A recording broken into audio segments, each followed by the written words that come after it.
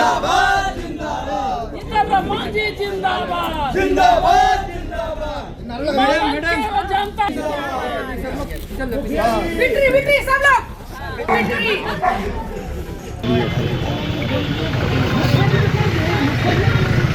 लीजिए सर, धन्यवाद। यहीं पर रुकते हैं। नमस्कार, आप लाइव सिटीज देख रहे हैं। मैं हूं जय शुक्ला। देखिए इस वक्त की सबसे बड़ी खबर और सबसे बड़ी जीत इमामगंज में। इमामगंज में जीतन राम मांझी की बहू ने परचम लहरा दिया है। इमामगंज में जीतन राम मांझी की बहू जीत गई है और अपने प्रतिद्वंदी को करारी शिकस्त दे डाली है। और इतना ही नहीं, इमामगंज में जीत की खुशी भी मनाई जाने लगी है। जीतन राम मांझी का पूरा परिवार जश्न में डूब गया है। उनकी बहू दीपा मांझी का बयान भी सामने आया है। इसके बाद संतोष सुमन जो कि दीपा मांझी के पति हैं, उनका भी बयान आ गया है। जश्न की तस्वीरें निकलकर सामने आई है। लेकिन आंकड़ा बताएं, आंकड़ा यह है कि इमामगंज में जीतन राम मांझी की बहू दीपा मांझी ने जीत दर्ज की है। 6014 वोटों से उन्होंने जीत हासिल की है। और जीत के बाद क्या कुछ कह रही है दीपा मांझी, क्या कुछ कह रहे हैं संतोष सुमन, और सबसे बड़ी तस्वीर हम आपको बेलागंज की दिखाएंगे। लेकिन उससे पहले इनका यह बयान सुन लीजिए।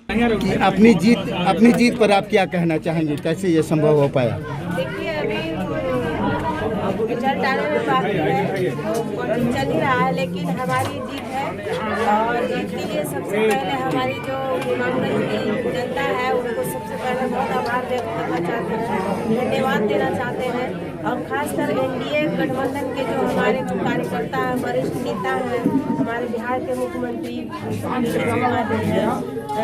प्रधानमंत्री श्री नरेंद्र मोदी जी हैं, उनको बहुत बहुत आभार प्रकट करना चाहते हैं, धन्यवाद देना चाहते हैं।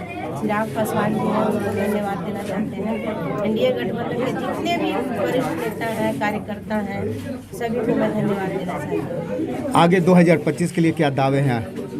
2025 देखा जाएगा, यही जोश रहेगा। करीब दोनों सीट पर आपकी पार्टी की जीत है, कैसे ये हो पा रहा है?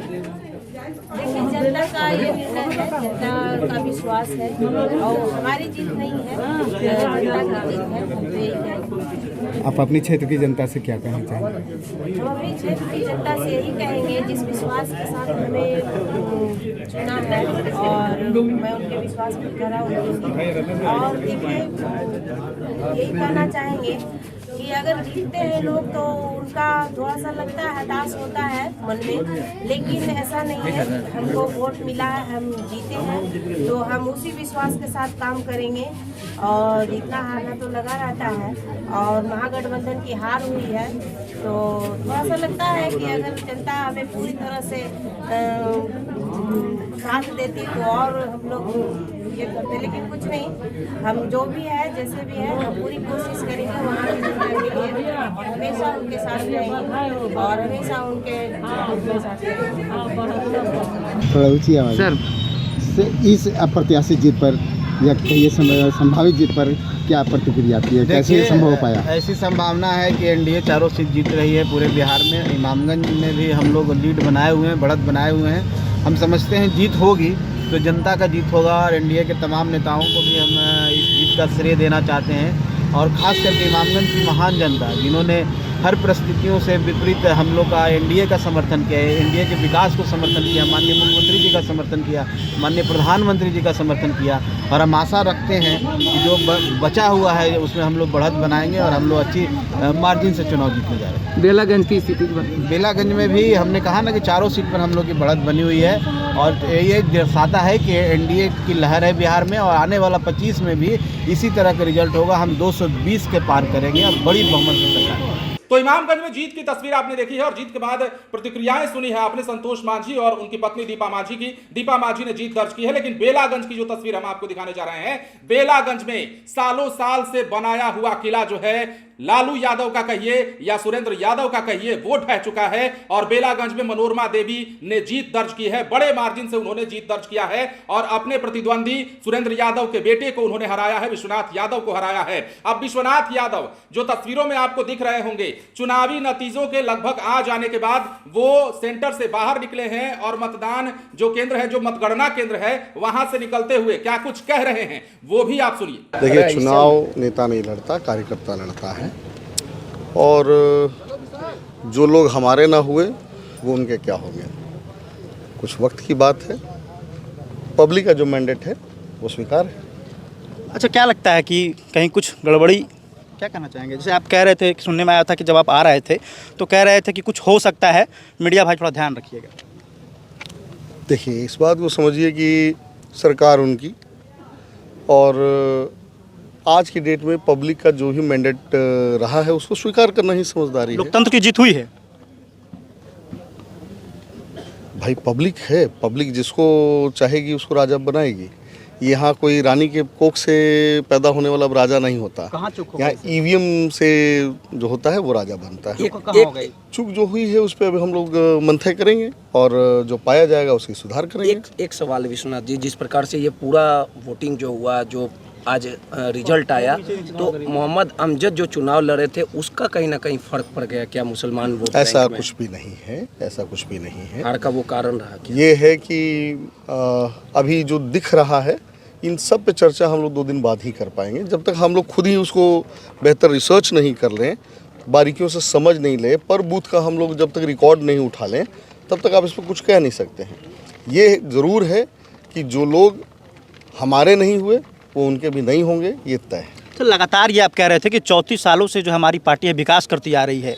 मनोरमा देवी तो वहाँ सत्ता में नहीं रही, आखिर विकास पर क्या भारी पड़ गया जो आप हार गए और मनोरमा देवी जो है वो निकल गई? ये तो देखिए, संशय का कोई बात नहीं है।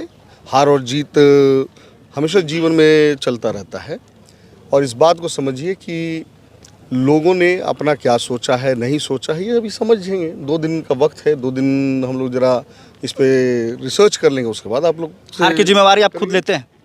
हार की जिम्मेदारी किनकी होगी वो भी हम तय करके आपको 2 दिन में बता देंगे। अच्छा, बेलागंज की जनता को क्या कहना चाहेंगे आप? जिन लोगों ने हमें वोट दिया, हम पे भरोसा जताया, उन लोगों को तहे दिल से धन्यवाद।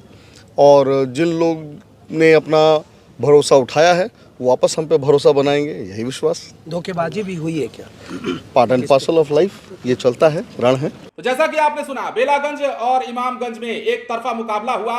इसके अलावा तरारी में भी भारी बहुमत से विशाल प्रशांत आगे बढ़ रहे हैं, वहां भी जीत सुनिश्चित है, लगभग जीत हो चुकी है। तो बिहार में 4 में से 3 विधानसभा सीटों पर एनडीए का कब्जा, लेकिन रामगढ़ में रस्साकसी जारी है, रामगढ़ में उठापटक जारी है। लेकिन इसी बीच में मांझी, जीतन राम मांझी की बहू जो इमामगंज से चुनावी मैदान में थी, कई बड़े नेताओं की साथ दांव पर लगी थी। पूरा परिवार जो है वो राजनीति में सक्रिय है। ऐसे में जीतन राम मांझी हो जो कि केंद्रीय मंत्री हैं, संतोष सुमन हो जो कि बिहार सरकार में मंत्री हैं, इन तमाम नेताओं की प्रतिष्ठा इमामगंज में दांव पर लगी थी। इमामगंज जीतन राम मांझी का गढ़ है, और आपको याद है इमामगंज से ही जीतन राम मांझी ने जीत दर्ज की थी, जिसके बाद वो फिर गया से सांसद का चुनाव लड़ते हैं और 2024 में सांसद बन जाते हैं। तब ये सीट खाली होती है, लेकिन जीतन राम मांझी की बहू ने उनकी प्रतिष्ठा को बरकरार रखा और इमामगंज की सीट से जीत हासिल कर ली है। और वहीं दूसरी तरफ बेलागंज की जो तस्वीर आपने देखी है, सुरेंद्र यादव के बेटे को आपने देखा और सुना है किस प्रकार निराशा और हताशा चेहरे पर झलक रही है, वो बताने की जरूरत नहीं है। चुनाव में शिकस्त खाने के बाद नेताओं के हाव भाव क्या होते हैं